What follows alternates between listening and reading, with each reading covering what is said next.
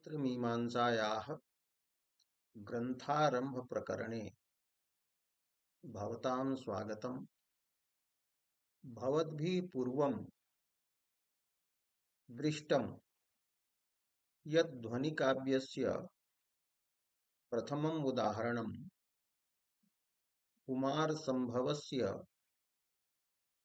पद्यम् आसीत्। इदानीम् अप्पय्य दीक्षितः ध्वनिकाव्यस्य द्वितीयम् उदाहरणं ददाति। उदाहरणश्लोकः एवं वर्तते। निःशेषच्युतचन्दनं स्तनतटं निर्मृष्टरागोधरो नेत्रे दूरमनञ्जने पुलकिता तन्वी तवीयं तनुः। मिथ्यावादिनि दूति बान्धवजनस्याज्ञातपीडागमे वापिं स्नातुमितो गतासि न पुनस्तस्याधमस्यान्तिकम्। इदं पद्यं भवद्भिः काव्यप्रकाशस्य प्रथमोल्लासेऽपि अधीतम्। तत्रापि ध्वनिकाव्यस्यैव उदाहरणम् इदम् इति प्रतिपादितं वर्तते। अस्य श्लोकः अयं यः श्लोकः अस्य यः प्रसङ्गः अस्य यः अर्थः स भवद्भिः मन्ये ज्ञातः स्यात्। तथापि स्मारणार्थम् अत्र उच्यते। काचिन् नायिका स्वपुरुषम् अनुनेतुं स्वसखीं दूतीरूपेण प्रेषयति, किन्तु दूती नायकेन तत्र संभोज्यते। नायकेन संभुक्ता सा दूती नायिकायाः समीपम् आगच्छति। सा कथयति, अहं नायकसमीपे न गतवती, अपितु इतः वापिं स्नातुं गतवती। दूत्या यदा एवम् अभिहितं तदा चतुरा प्रगल्भा नायिका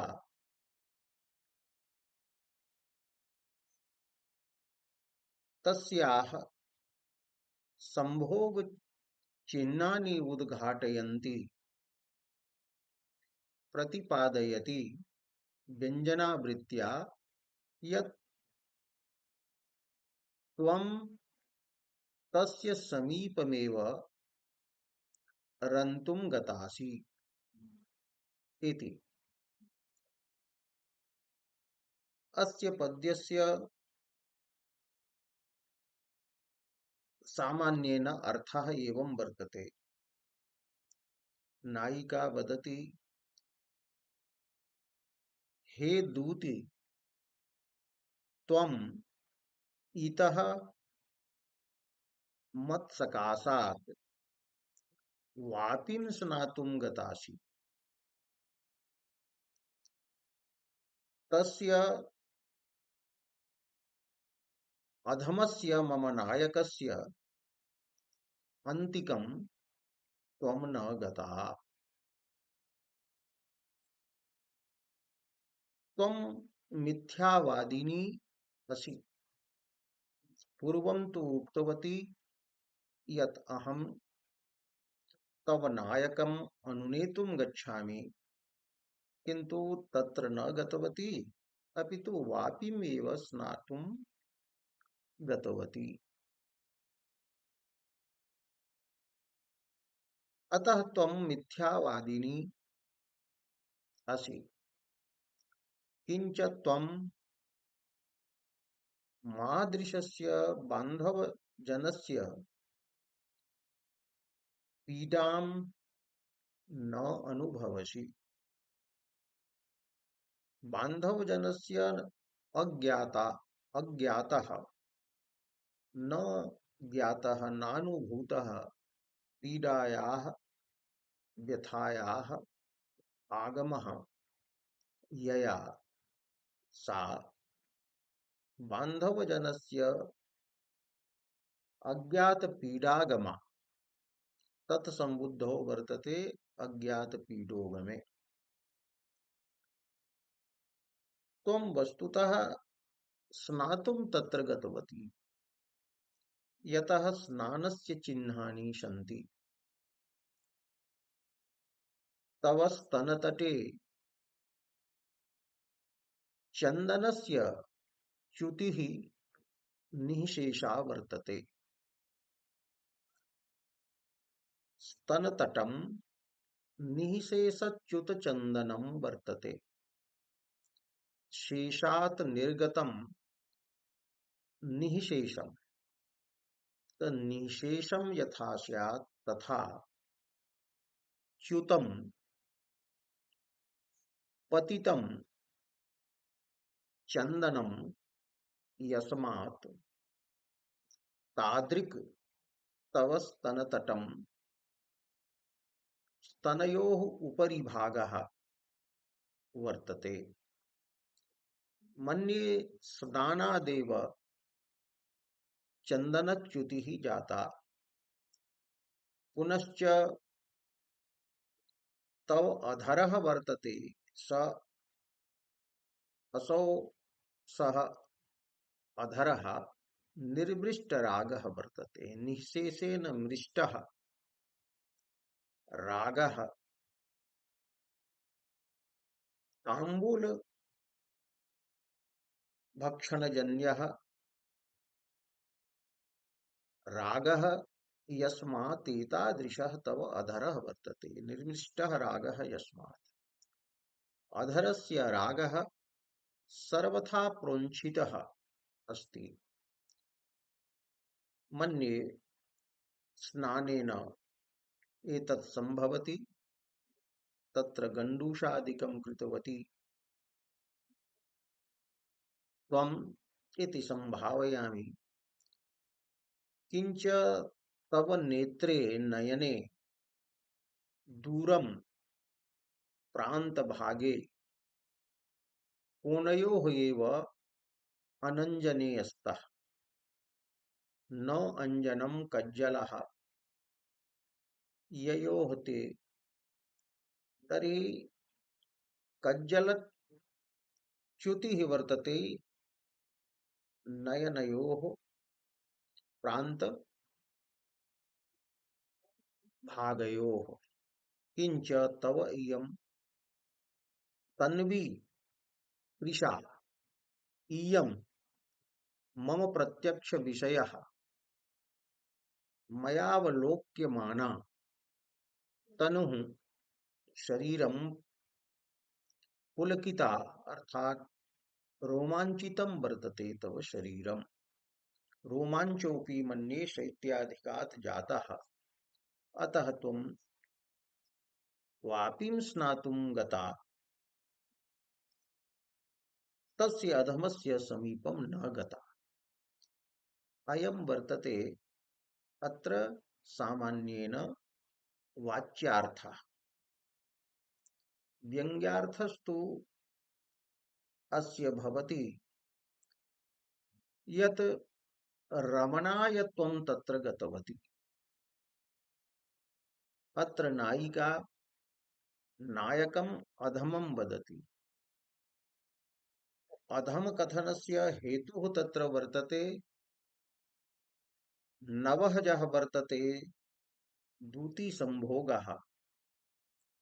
स दूती संभोगः एव नायकस्य अधमत्वोक्तेः कारणम् अस्ति।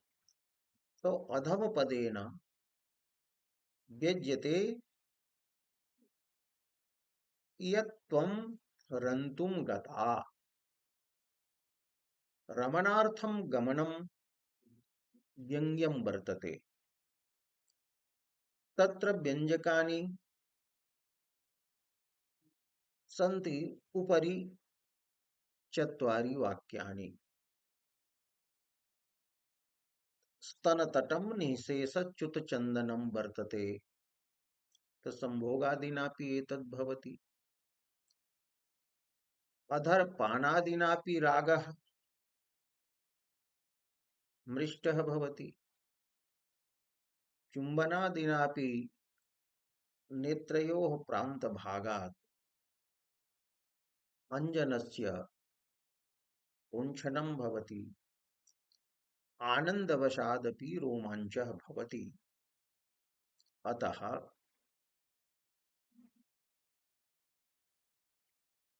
अत्र दूतीरमणं नायकेन दूत्याः रमणं प्रधानरूपेण वाच्यात् भिद्यते इति ध्वनिकाव्यम् एतत् वर्तते इति सामान्येन अर्थः भवद्भिः ज्ञातः एव स्यात्। किन्तु अप्पय्य दीक्षितः अत्र वदति यत् चन्दनच्यवनादिना अत्र वस्तुतः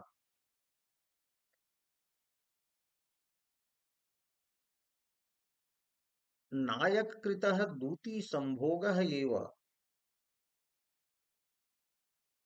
प्रतिपाद्यते। चन्दनच्यवनादि स्नानमात्रेण अत्र न संभवति। स्नानेन न संभवति अपितु दूती संभोगेनैव संभवति इति अप्पय्य दीक्षितः प्रतिपादयति। अत्र भवन्तः पश्यन्तु, अस्मिन् पद्ये पञ्चवाक्यानि सन्ति।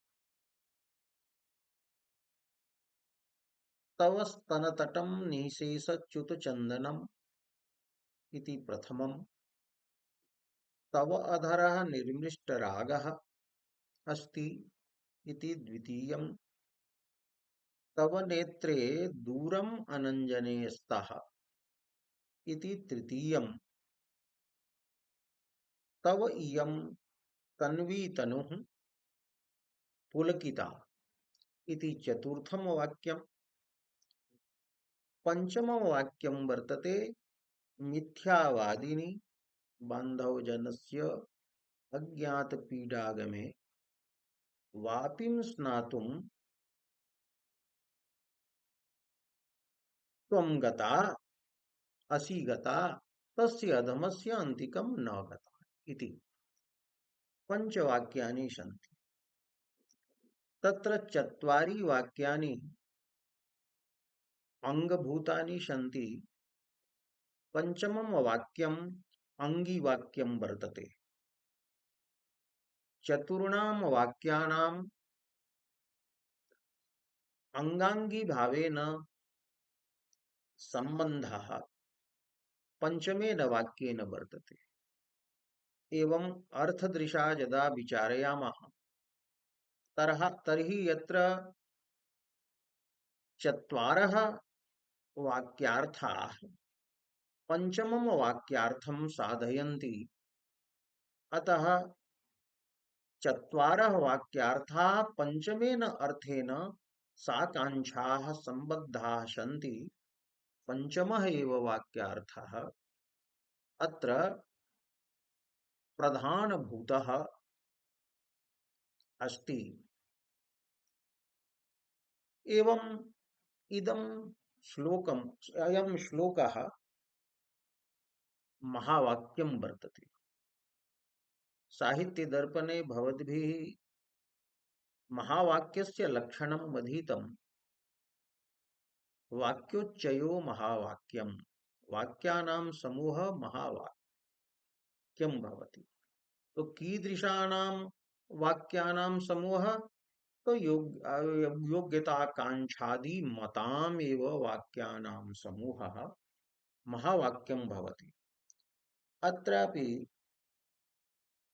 चत्वारि वाक्यानि अङ्गभूतानि सन्ति, पंचमं वाक्यम् अङ्गी वर्तते, एवं पञ्चानां वाक्यानाम् अत्र समूहः अस्ति।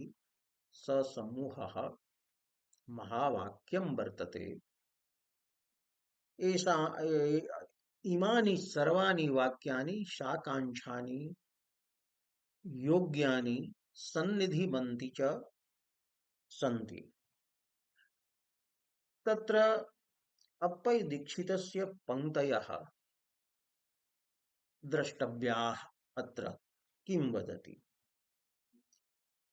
पञ्चमस्य वाक्यस्य अभिप्रायं प्रतिपादयन् अप्पय् दीक्षितः वदति, अत्र वापिं स्नातुं गतासि न तत्सकाशम् इति वाक्यार्थे स्थिते, अर्थात वाच्यरूपः यः वाक्यार्थः वर्तते स वर्तते कि त्वं वापिं स्नातुं गता तत्सकाशं न। एवं वाक्यार्थः यदा स्थितः निश्चितः भवति तदा व्यञ्जनावृत्त्या तत्पश्चात्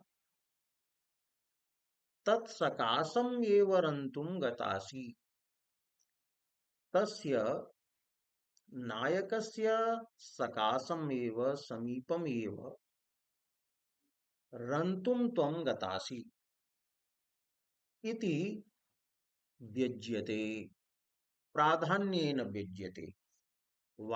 वाच्यापेक्षया प्राधान्येन व्यज्यते। केन व्यज्यते? तर्हि अत्र पदम् अस्ति अधम पदेन।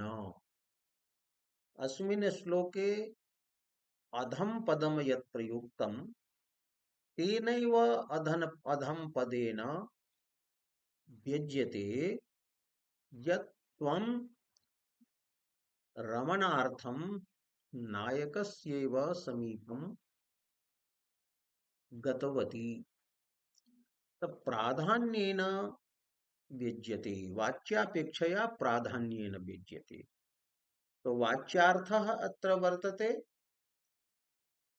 वापि स्नानार्थ गमनम न तत्सकाश गमनम, तत्समीपे न गमनम इति वाच्यार्थः वर्तते।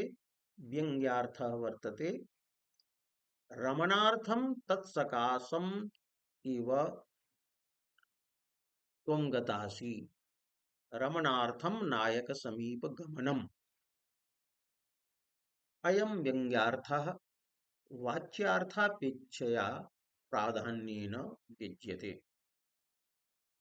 प्राधान्येन इत्यस्य सम्बन्धः अधम पदेनापि कर्तुं शक्यते कि अधम पदेन प्राधान्येन विद्यते। यद्यपि अत्र दूतीरमणस्य व्यञ्जकानि अन्यानि अपि पदानि वाक्यानि च सन्ति, किन्तु व्यञ्जकेषु प्राधान्यम् अधम पदस्यैव वर्तते।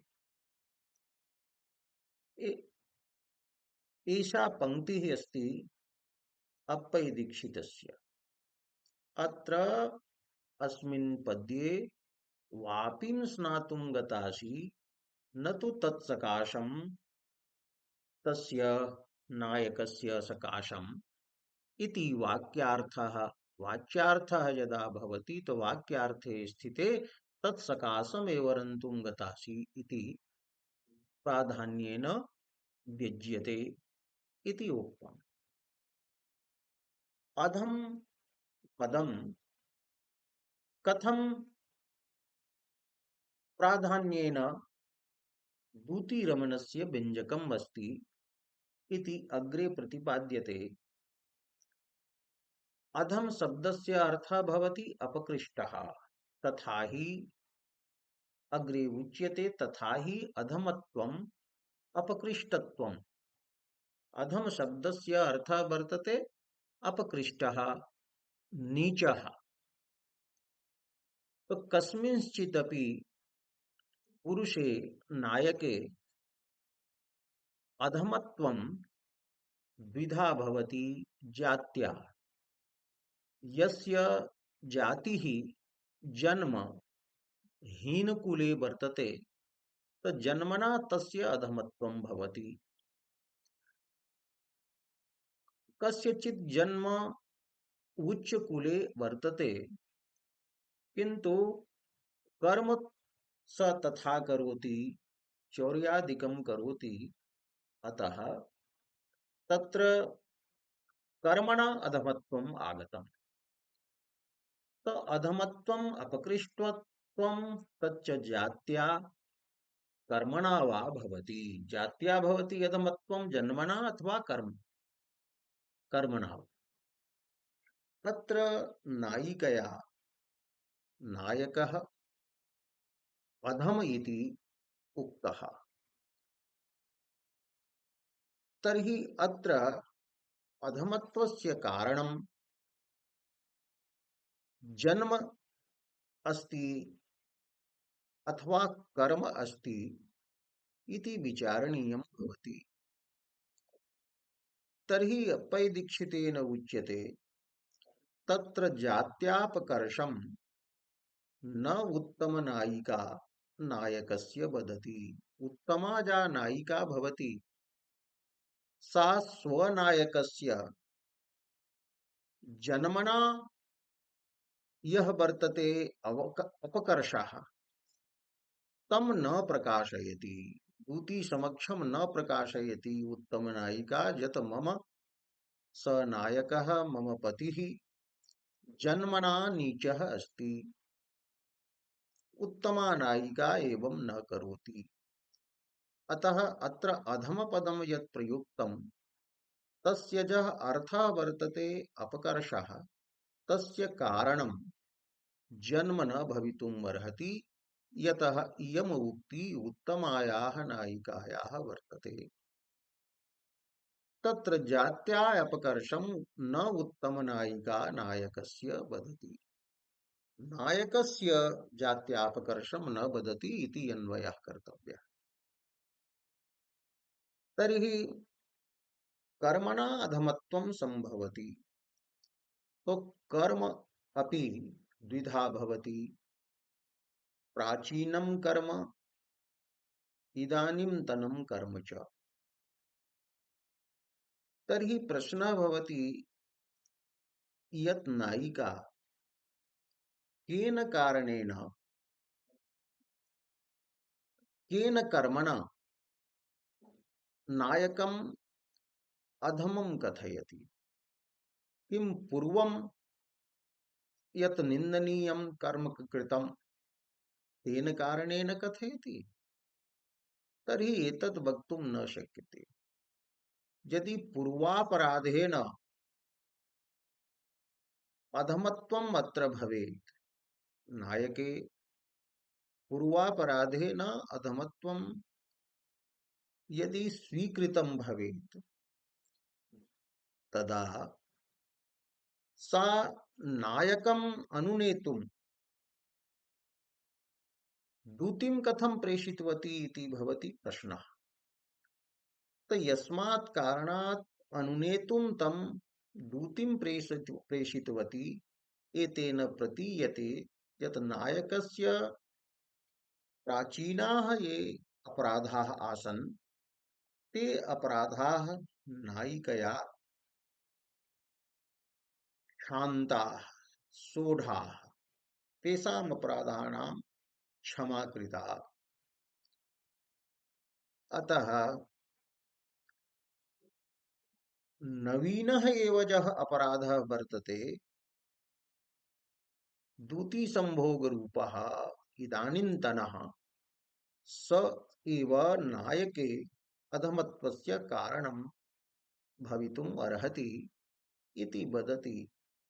अतएव अग्रे प्रतिपाद्यते नापि स्वापराध पर्यवसायी दूती संभोग विहीन कर्मातिरिक्तेन कर्मणा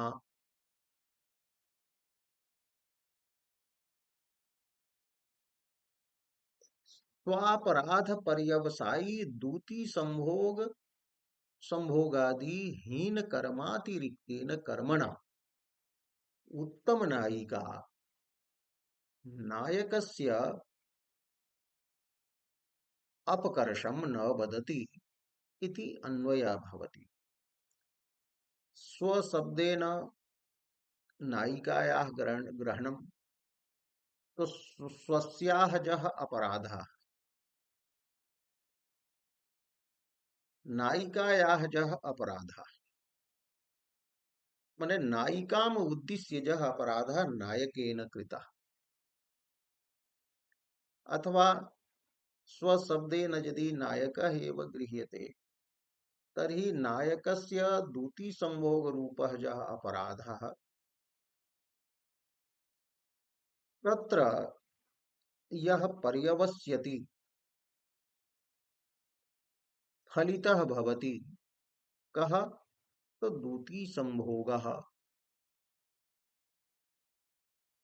तर्हि स्वापराध पर्यवसायी नायकापराध पर्यवसायी यह वर्तते दूती संभोगादि एतादृशं दूती संभोगादि रूपम यत् वर्तते हीनम कर्म ततः अतिरिक्तेन तत्कर्मणः भिन्नेन कर्मणा उत्तम नायिका नायकस्य अपकर्षम दूती समक्षम न प्रकाशयति। अर्थात नायके अधमत्वं यदस्ति तस्य कारणं दूती संभोगः एव वर्तते।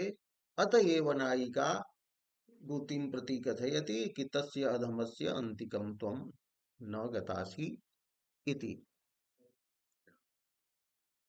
तो दूती संभोग भिन्नं प्राचीनं यत् कर्म तत्कर्म नायिकया सोढम् एव तादृशं च दूती संभोगात् प्राचीनं सर्वं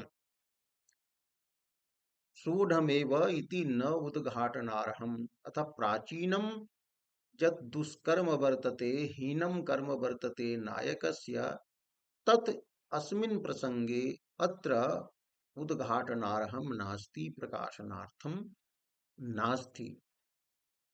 अन्यथा स्वयं दूती प्रेषणानुपपत्तेः स्वयं आत्मना दूती प्रेषणस्य दूती संप्रेषणस्य अनुपपत्तेः असंगतेः। यदि अधमत्वस्य कारणं प्राचीनं दुष्कर्म भवेत् तदा नायिकया दूती न प्रेषिता भवेत्। अतः अधम नायके अधमत्वस्य कारणं वर्तते नवीनं दूती संभोग रूपम कर्म। अत्र अग्रे उच्यते तदनन्तरं च स्वप्रेरित दूती संभोग रूपमेव स्वयं सन्निहित चिह्नैः ज्ञातुं शक्यं हीनं कर्म संभवति। दूती संभोग रूपम यत् वर्तते नायकस्य हीन कर्म तत् सन्निहितैः चिह्नैः सन्निहितानि चिह्नानि सन्ति चन्दनच्यवनानि तैः ज्ञातुं शक्यते।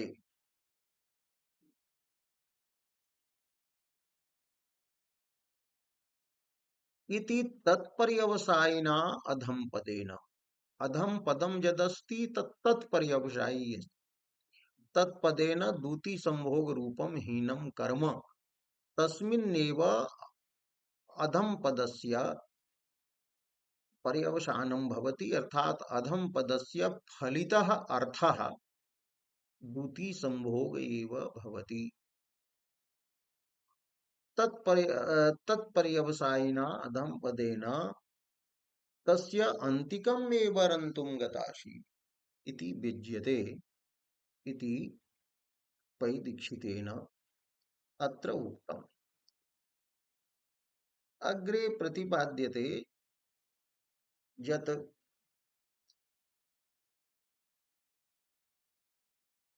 चन्दनच्यवनादि दूती संभोगे नैव जन्यं कथं न स्नानजन्यता तत्र वर्तते तत्र कारणं किम् अस्ति यतो हि अत्र उच्यते निशेषच्युतचन्दनस्तनतटम् इति प्रथमं वाक्यम् इत्यत्र तावद् वापिं स्नातुमितो गतासि इति वाच्यार्थम् उपपादयितुम् इहोत्तरीयाकर्षणेन चन्दनच्युतिः इति अन्यथा सिद्धि परिहाराय निःशेषग्रहणं कृतम्। निःशेषच्युतचन्दनं तनतटम् इति वाक्ये निःशेष इति च्युतिक्रियायाः विशेषणं दत्तं निःशेषपदप्रयुक्तम् अत्र तस्य तात्पर्यं किं वर्तते यदि निःशेषपदम् अत्र प्रयुक्तं न भवेत् तदा च्युतचन्दनं स्तनतटम् इति भवेत् तदा तु चन्दनस्य च्युतिः स्नानेनापि संभवति यतो हि स्नानकाले उत्तरीयं यत् पूर्वं धृतम् आसीत् दूत्या तद् उत्तरीयस्य आकर्षणेन दुकूलस्य आकर्षणेनापि चन्दनच्युतिः स्तनाभ्यां संभवति अतः स्नानेनापि चन्दनच्युतिः भवति इति एव अर्थः न भवेत् अस्य अर्थस्य चन्दनच्युतेः स्नानेन सिद्धिः न अत्र वर्तते इति बोधनार्थं निःशेषग्रहणं कृतम् यतो हि निःशेषं यथा स्यात् तथा चन्दनं तत्र च्युतम् तो चन्दनच्युतिः उत्तरीयाकर्षणेनापि भवति येन वाच्यार्थः यत् स्नानं वर्तते तस्यापि उपपादनं स्यात् तत् नास्ति यतः चन्दनच्युतेः अन्यथा स्नानेन या सिद्धिः वर्तते तस्य परिहाराय निषेधाय अत्र निःशेषग्रहणं कृतम् एवं चन्दनच्युतिः स्नान संभोग साधारणी नास्ति ततश्चन्दनच्युतेः स्नान साधारण्य व्यावर्तनेन संभोग चिन्होद्घाटनेन तटग्रहणम् तो तटग्रहणम् अत्र कृतम् चन्दनच्युतेः स्नानेन सम्बन्धस्य निषेधाय चन्दनच्युतिः अत्र स्नानेनापि भवति एवं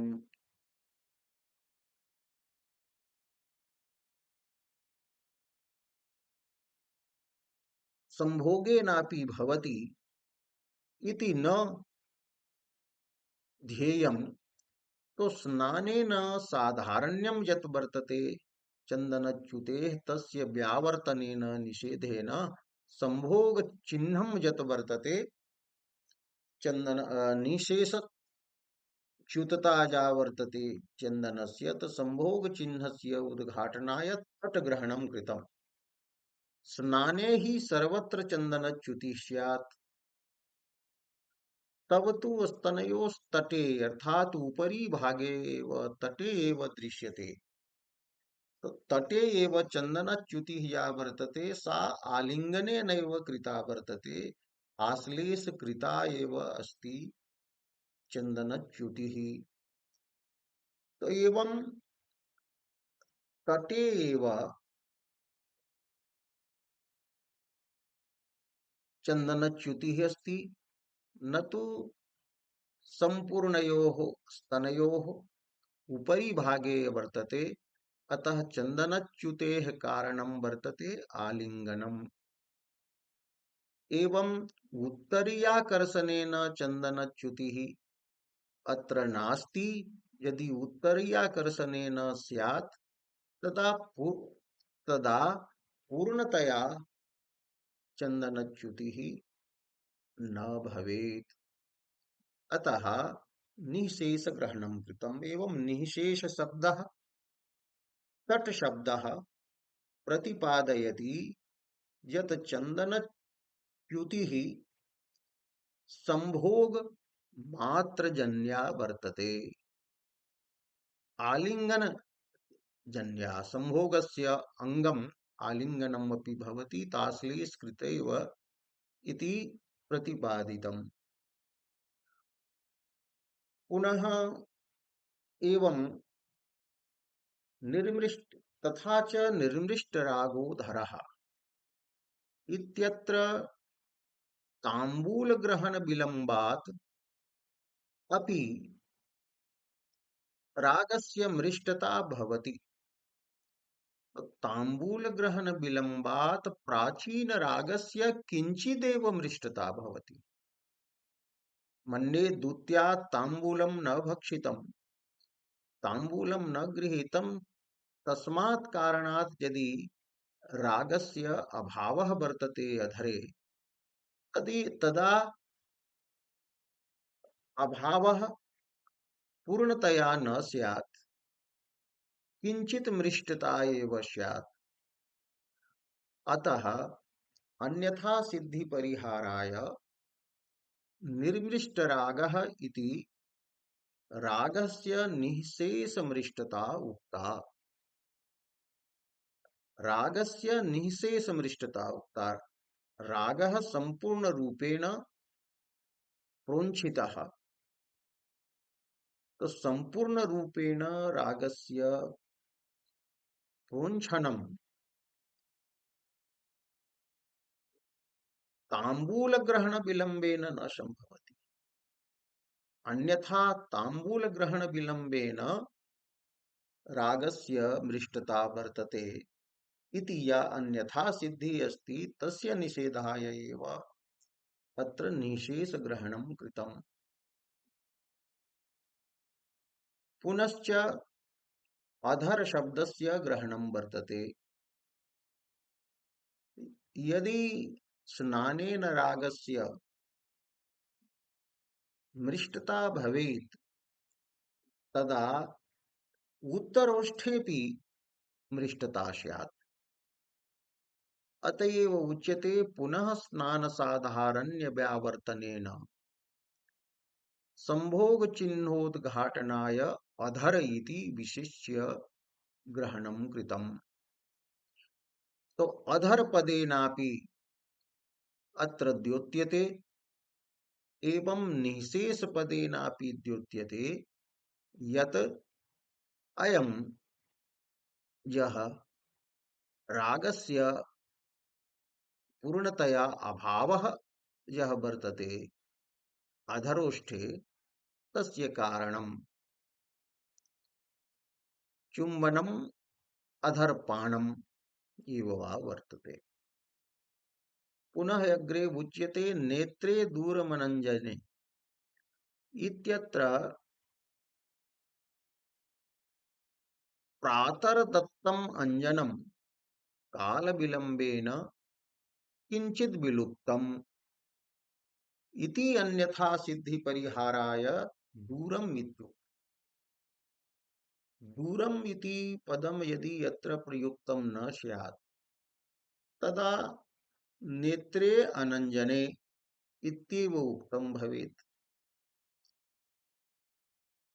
तदा एवमपि कश्चित् संभावयितुं शक्नोति यत् प्रातः काले अंजनं नेत्रयोः दत्तम्, अतः विलम्बः जातः, तेन अंजनं विलुप्तम् अभवत्।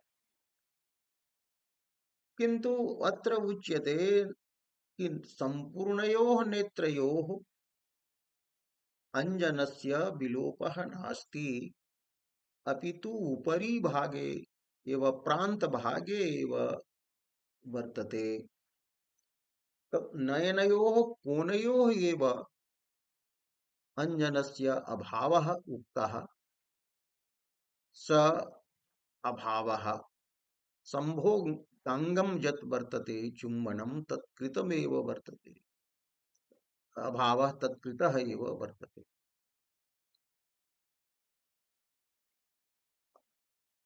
तो दूरमित्युक्तम् इति उक्तम्।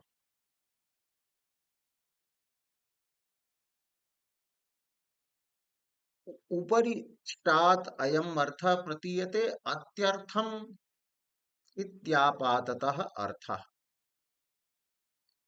कालतः स्नाने वा सर्वतोऽञ्जनलोपः स्यात्।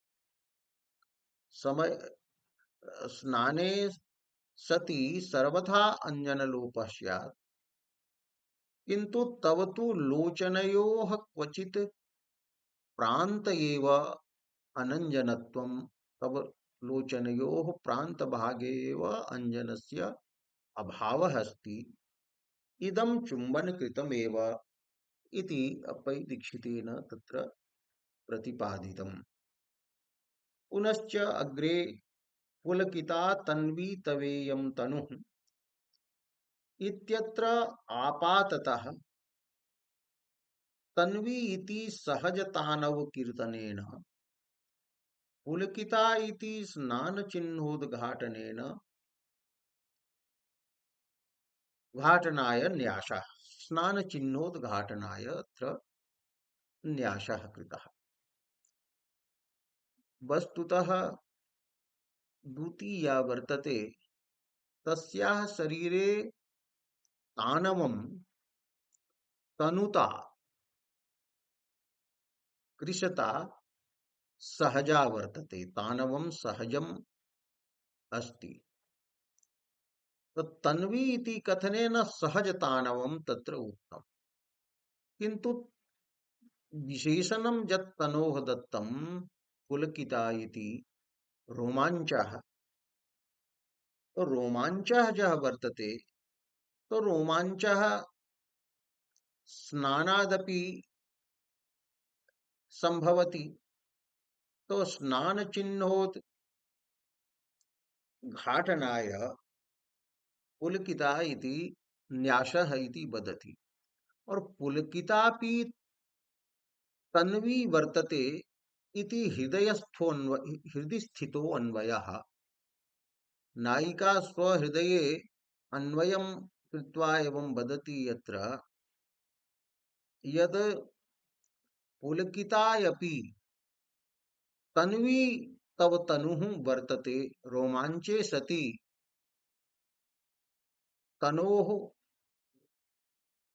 तत्र तानवं तथा न सवति भवति, तेन च स्नानेन पुलकिता तनुः किंचिद उच्छ्वसिता भवति। स्नान करनेन स्नानात् तनुः शरीरं किंचित उच्छ्वसितं भवति, किंचित स्थूलं भवति। किंतु इयं तु तनु तु न तथा वर्तते। अतः रति क्लेश जनिता एव नव पुलकोद्गमौ। नवः तव पुलकोद्गमः वर्तते रोमाञ्चः, स एवं रतिक्लेशेनैव जनितः वर्तते।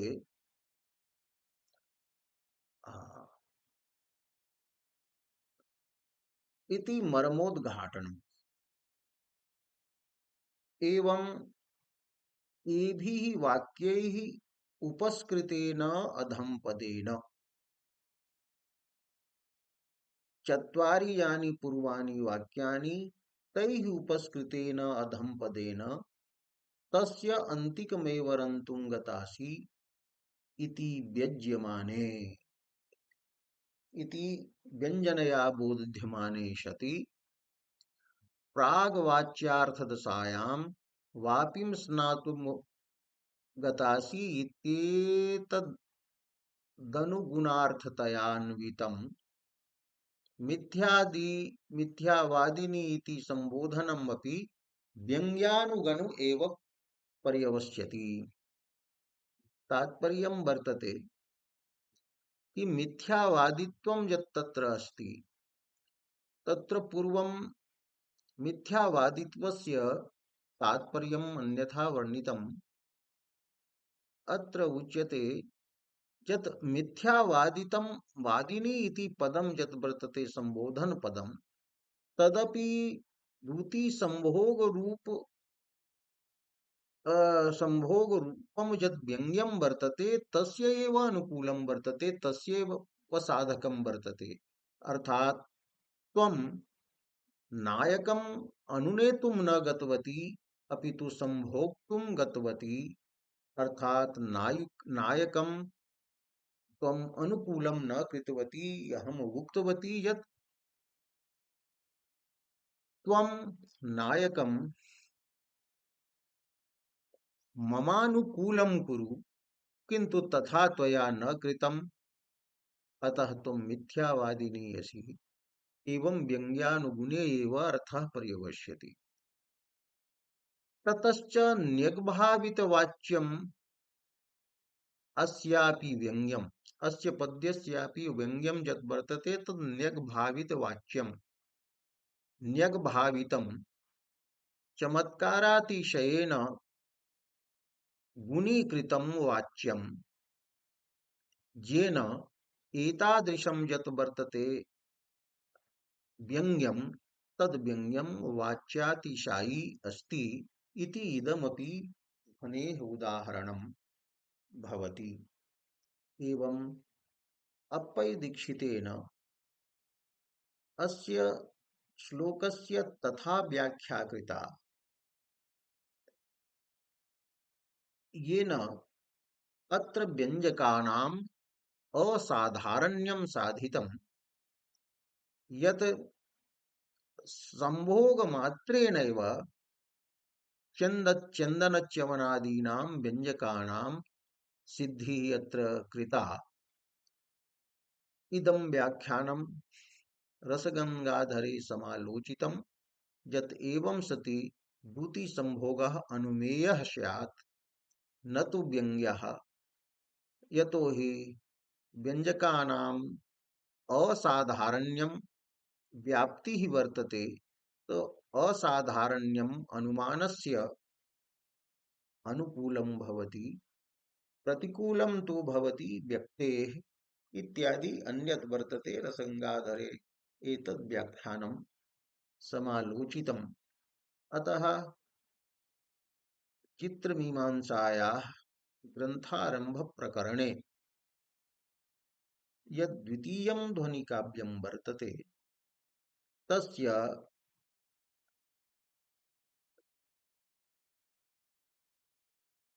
किं तात्पर्यं, कथं व्यञ्जकानाम् अत्र असाधारण्यम् इति अत्र प्रतिपादितम्।